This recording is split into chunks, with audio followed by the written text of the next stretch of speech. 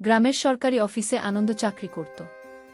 গ্রামের প্রায় সকলেই তার পরিচিত সরকারি অফিসে গ্রামের কারো কোনো কাজ থাকলে প্রথমেই আনন্দের সাথে দেখা করত। আনন্দকে খুশি করতে না পারলে তাদের ফাইল খুঁজে পাওয়া যেত না। এইভাবে আনন্দের ভালোই টাকা পয়সা কামাই হতো। সরকারি চাকরি আর টাকা পয়সার কারণে গ্রামে তার ভালোই প্রভাব প্রতিপত্তি ছিল। আনন্দ এখনও বিয়ে করেনি। নিজের পরিবারে কেউ না থাকায় বিয়ের জন্য নিজেই একটা সুন্দরী যুবতী করতে লাগলো চাকরি, আর স্বচ্ছতার কারণে গ্রামের মেয়েরা তার উপর বিশেষ নজর রাখত। একদিন অফিসের কাজ শেষ করে বড় রাস্তা দিয়ে বাড়ি ফিরছিল। এই দুপুর 2টা-2:30 হবে, চৈত্র মাস। প্রচণ্ড গরম, চারিদিকে জনমানব শূন্য, খা রাস্তা। কোনো রিকশাওয়ালা তার বাড়ির 2 মাইল পথ পাড়ি দিতে রাজি হল না। কি আর করা, রিকশা পাবার জন্য অপেক্ষা না করে আনন্দ পায়ে হেঁটেই রওনা হলো। হাঁটতে হাঁটতে প্রায় গ্রামের কাছাকাছি পৌঁছে গেল। গ্রামের শুরুতেই আশাদের আমবাগান। বাগানের ভিতর দিয়ে তাড়াতাড়ি বাড়ি পৌঁছতে পারবে, আর গরমও কম লাগবে, এই ভেবে হাঁটা শুরু করল। আনন্দের মাথায় এল বাগানের মাঝামাঝি চৌকিদার রতনের ঝুপড়িতে একটু বিশ্রাম আর জল পান করে বাড়ি ফিরবে। রতনের ঝুপড়ির কাছেই পুকুর। আনন্দের ইচ্ছা হলো এই গরমে পুকুরে একটু ডুব দিয়ে রতনের ঘর থেকে জল পান করে বাড়ি ফিরবে। ভাবতে ভাবতেই রতনের ঘরের কাছাকাছি পৌঁছে গেল। ঘরে ঢুকবার মুহূর্তে ঝনঝন শব্দে থমকিরে দাঁড়াল। আরে সাবধানে কাজ করো, সব জিনিসপত্র ভাঙবে নাকি। রতনের গলা শুনতে পেল। কি করব, হাত থেকে পড়ে গেল যে মেয়েলি মধুর গলায় উত্তর এলো। আনন্দ ঘাবড়ে গেল। রতনের তো বউ নেই, তাহলে এটা কার গলা? গলা শুনে মনে হচ্ছে যুবতী নারীর। আনন্দ ভাবতে লাগলো, এই ভর দুপুরে রতনের ঘরে এই কোনো যুবতী আর কেনই বা এসেছে। অবস্থা বোঝবার জন্য আনন্দ ধীরে ধীরে ঘরের কাছাকাছি একটা আম গাছের পিছনে দাঁড়িয়ে ঘরের দিকে উকিঝুঁকি মেরে ভিতরে দেখবার চেষ্টা করতে লাগল। তার নজরে পড়ল রতন মাদুরির উপর বসে হাত পাখা দিয়ে বাতাস করছে। ধুর, কি গরম পড়েছে। বলতে বলতে যুবতী ঘর থেকে বের হয়ে গেল। আনন্দ যুবতী দেখে চমকে উঠল। আরে এত বন্ধু, কালুর বউ আশা। আশা সুন্দরী মেয়ে, পরনে শুধু একটা শাড়ি। আশা হাতের বাসনগুলির জল ছেড়ে রতনের পাশে এসে বসে পড়ল। তুমি আমার পাশে বসো, তোমাকে বাতাস করে করে দিচ্ছি। আশা রতনকে বলল। উফ, এত গরম তো গত কয়েক বছরেও পড়েনি। বলতে বলতে রতন আশার পাশে গয়ে বসে পড়ল। আশাও পাখা দুলিয়ে রতনকে বাতাস করতে লাগল। কালু খুবই ভাগ্যবান, ও তো প্রতিদিন তোমার সাথে সময় কাটাতে পারে, তাকে আমার বড়ই হিংসা হয়। আশা বলল, আরে না, ওর দ্বারা কিছুই আশা করা যায় না। পুরো আমরা কাঠে ঢেকিয়েও পারলে কি আর আমি তোমার কাছে আসতাম? তবে তোমাকে পেয়ে আমার এখন আর কোনো দুঃখ নেই। আনন্দ অবাক চোখে তাদের কাণ্ড দেখছিল। বন্ধুরা, ইউটিউবের কড়া নিয়মের কারণে এসব ঘটনা সরাসরি বলা যাচ্ছে না। তোমরা কমেন্টে দেয়া লিঙ্ক থেকে আমার ওয়েবসাইট ভিজিট করো, সেখানে একদম খোলামেলা গল্প দেওয়া আছে। ঘণ্টাখানেক তাদের কাণ্ড দেখে আনন্দ বাড়ির দিকে রওনা হল। আনন্দ কোনোভাবেই আশার কথা ভুলতে পারছে না। যতই অন্য কিছু চিন্তা করার চেষ্টা করল, ততই চোখের সামনে আসা রতনের সেই দৃশ্য ভাসতে লাগল। আনন্দ থাকতে না পেরে সন্ধ্যার দিকে কালুর বাড়িতে গিয়ে হাজির। কালুর ঘরে বসে বিভিন্ন বিষয় নিয়ে গল্প শুরু করল, আর ঘুরে ঘুরে আশাকে দেখতে লাগল। আনন্দ আশাকেও বিভিন্ন বিষয় ছোট ছোট প্রশ্ন করল, আশাও তার উত্তর দিল। আশা তো আর জানত না যে আনন্দ দুপুরে তার আর রতনকে একসাথে দেখেছে। আশা তাই আগের মতোই আনন্দের সাথে স্বাভাবিক গল্প চালাতে লাগল। বেশ অনেকক্ষণ গালগল্প করে বাড়ি ফিরল। কিন্তু আনন্দের একই চিন্তা, কিভাবে আশাকে নিজের সঙ্গী করা যায়, কিভাবে আশাকে সারা জীবনের জন্য না হলেও অন্তত একদিনের জন্য হলেও সময় কাটানো যায়। এইসব ভাবতে ভাবতে ঘুমিয়ে পড়ল। কিন্তু ঘুমিয়েও শান্তি পেল না। ঘুমের মধ্যেও সারারাত আশার কথা ভাবতে লাগল। কতক্ষণ ঘুমিয়েছিল আনন্দের খেয়াল রইল না। যখন ঘুম ভাঙল তখন বেশ বেলা হয়ে গেছে। সাপ্তাহিক ছুটি থাকায় আস্তে আস্তে বিছানা ছেড়ে সকালের প্রতিদিনের কাজকর্ম শেষে আসার কথা ভাবতে লাগল। আনন্দ ঘর থেকে বের হয়ে গ্রামের রাস্তায় হাঁটা শুরু করল। কোনো কিছু না ভেবে ঘুরতে ঘুরতে কখন যে আম বাগানে ঢুকে রতনের ঘরের পাশে পুকুর পাড়ে এসে দাঁড়াল, তা সেও খেয়াল করতে পারেনি। রতনের ঘরের কাছাকাছি আসতেই আশার গলা শুনতে পেল। ঝট করে আনন্দ নিজেকে একটি আম গাছের পিছনে লুকিয়ে চুপচাপ দেখতে লাগল। আনন্দ দেখল রতন একটি গামছা পরে কতগুলো কাপড় নিয়ে পুকুরের দিকে যাচ্ছে, আর পিছে পিছে আশাও তাকে অনুসরণ করছে। আমার সামনে দিয়েই দুজন পুকুরের দিকে চলে গেল। আমি কোনো মতে নিজেকে পুকুরের ধারে গাছের পিছনে লুকিয়ে নিলাম। আশা ততক্ষণে হাত উজলে নেমে যতদূর সম্ভব কাপড় তুলে রতনের কাপড় ধুতে শুরু করে দিয়েছে। এ সময় আনন্দ বেশ ভালোভাবে পর্যবেক্ষণ করে নিয়েছে। অনেক অদৃশ্য বিষয় চোখে পড়েছে, কিন্তু দুঃখের বিষয় আনন্দ কিছুই করতে পারছে না। সময়ের সাথে সাথে দূরত্ব আরও কমতে থাকে। ওদের কথা থেকে বুঝলাম কিছুক্ষণ আগেই ওরা কাজ করে এসেছে, যে কারণে এখন জামাকাপড় ধুয়ে নিচ্ছে। একটু পর দুজনে ঘরের উদ্দেশ্যে হাঁটতে শুরু করল। বাড়ি যেতে হবে, ঘরের অনেক কাজ পড়ে আছে। রতনের ঘরের কাছে এসে আশা বলল। তা শুনে আনন্দ নিজের জায়গা ছেড়ে আশার ঘরের রাস্তায় মাঝামাঝি এসে আসার জন্য অপেক্ষা করতে লাগল। গাছের পিছনে দাঁড়িয়ে আশার কথা ভাবতে লাগল। যেভাবেই হোক আশার সাথে কথা বলতে হবেই। কিছুক্ষণের মধ্যেই আশার পায়ের আওয়াজ শুনতে পেল। আশা কাছাকাছি আসতেই আনন্দ ঝট করে আশার সামনে এসে দাঁড়াল। আশা থমকিয়ে গেল, কিন্তু আনন্দকে দেখে সাহস ফিরে পেল। আরে আনন্দ ভাই, যে এখানে দাঁড়িয়ে কি করছেন? আশা প্রশ্ন করল। আশার ভয় হলো আনন্দকে কিছু দেখেছে নাকি। তোমার জন্য অপেক্ষা করছি। কি করব বলো? রতনের ঘরে গিয়েছিলাম, কিন্তু তোমরা দুজনে ব্যস্ত ছিলে বলে আর বিরক্ত করিনি। আনন্দ সাহস করে বলে ফেল। ব্যস্ত দেখেছেন? কি দেখেছেন? সব কিছুই কি? আশা লজ্জায় লাল হয়ে মাথা নত করে আনন্দকে প্রশ্ন করল। সব কিছুই। তুমি কি জানো? আমি যদি কালুকে সব বলে দিই তো তোমার অবস্থা কি হবে? আনন্দ সুযোগ পেয়ে মাথা ঝাঁকিয়ে বলল। আনন্দ ভাই, দয়া করে কাউকে কিছু বলবেন না।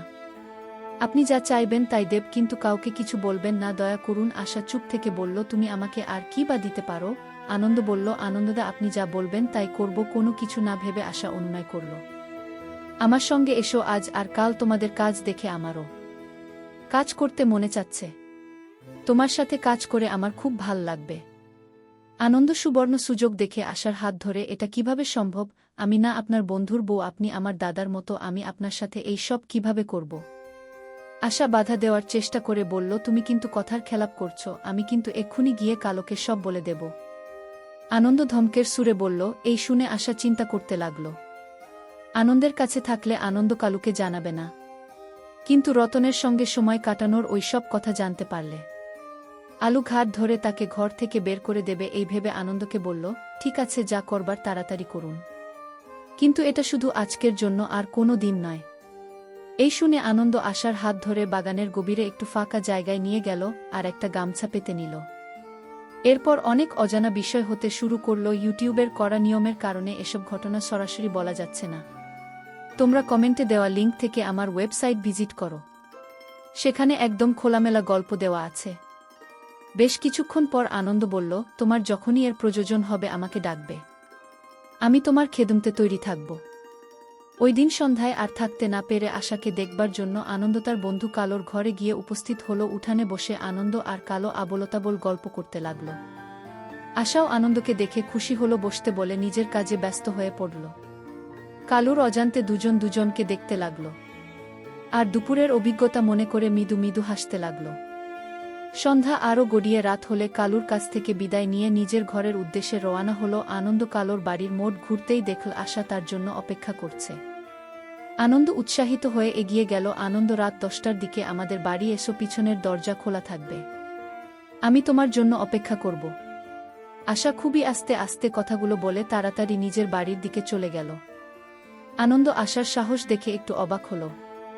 খুশিতে আনন্দ দৌড়িয়ে নিজের বাড়ি ফিরল। তাড়াতাড়ি স্নান করতে ঢুকল, নিজেকে পরিষ্কার পরিচ্ছন্ন করে সবচেয়ে ভাল লুঙ্গি আর শার্ট পরে আশার বাড়ির পিছনে পৌঁছে গেল।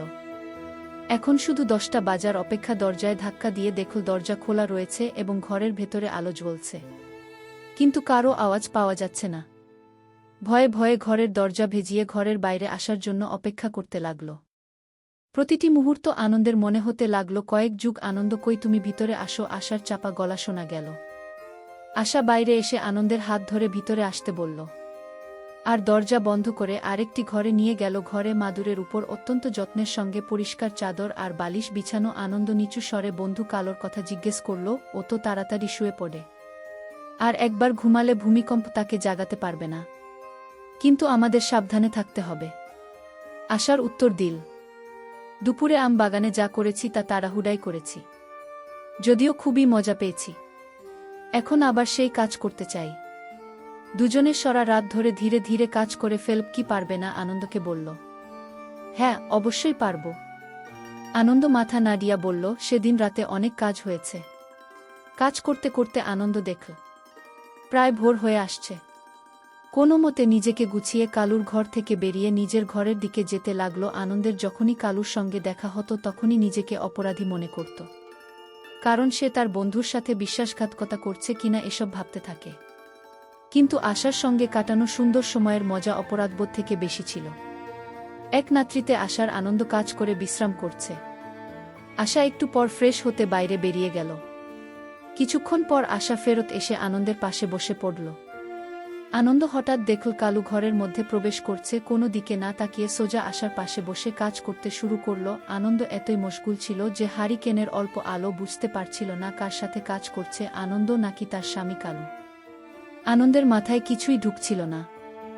সে চুপচাপ বসে আশা আর কালোর দেখতে লাগল। কাজ করতে করতে কালো ক্লান্ত হয়ে গেছে, তাই একটু বিশ্রাম নিচ্ছে। বেশ কিছুক্ষণ সারা ঘর অসম্ভব শান্ত হয়ে গেল।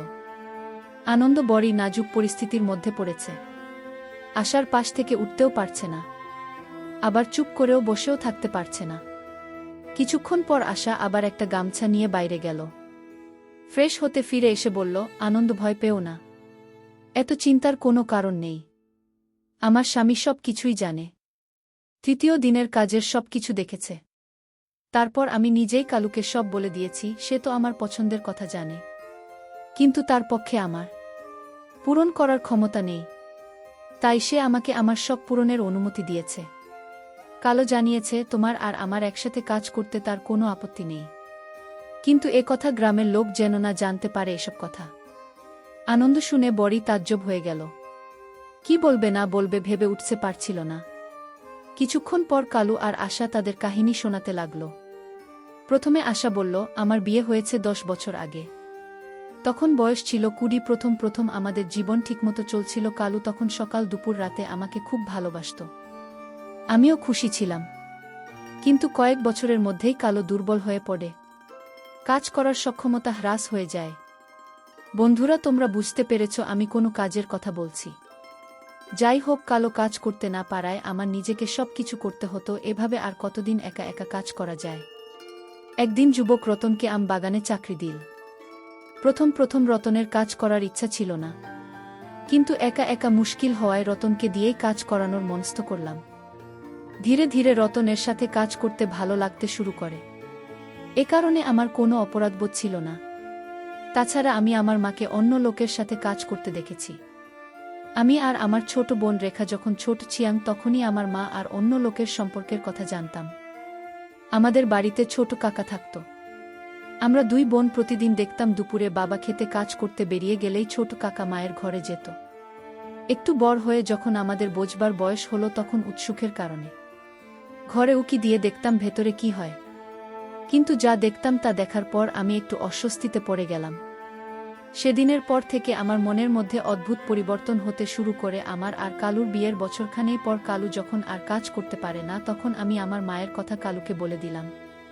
কালো নিজেকে অসহায় মনে করতে লাগল। শেষে কালো আমাকে তার ছোটবেলার গল্প বলল আর জানাল যে অন্য কাউকে কাজ করতে দেখলেই কেবল কালুর কাজ করতে ইচ্ছে করে। কালো বলতে শুরু করল, আমি 15 বছর বয়সে অনাথ হয়ে যাই।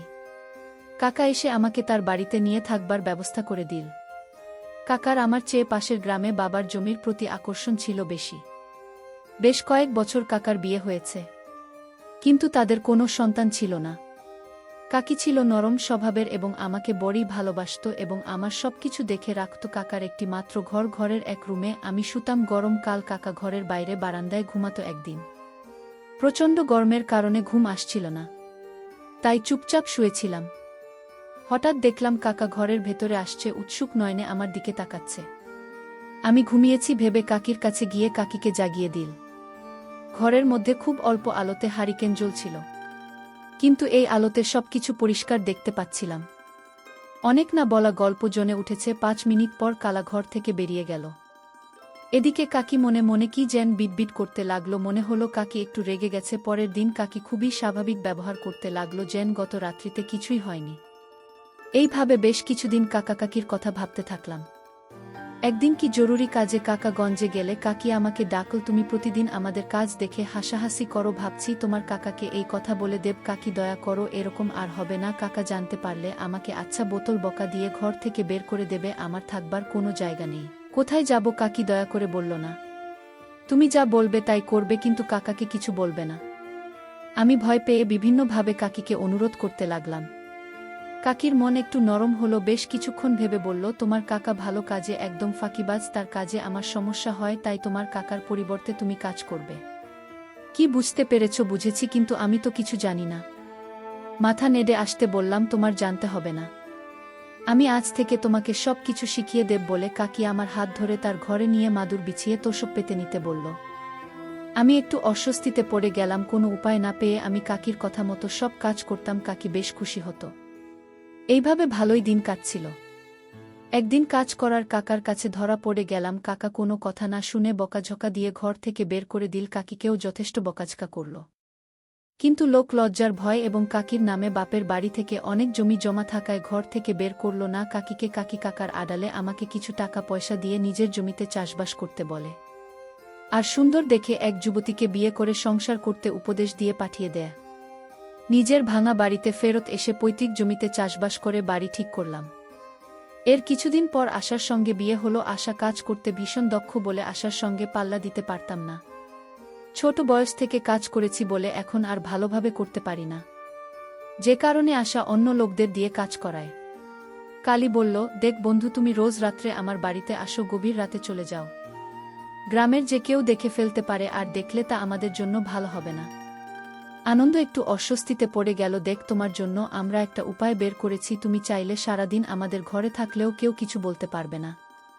যদি তুমি মেনে নাও তবে বলতে পারি পুরোপুরি তোমার ইচ্ছা। আশা বলল, আশার এক ছোট বোন আছে, তার সঙ্গে তোমার বিয়ে হলে সহজেই এখানে থাকতে পারবে। তুমি রাজি হলে আশা কালকে বাড়ি গিয়ে আশার বাবা মার সাথে কথা বলতে পারে।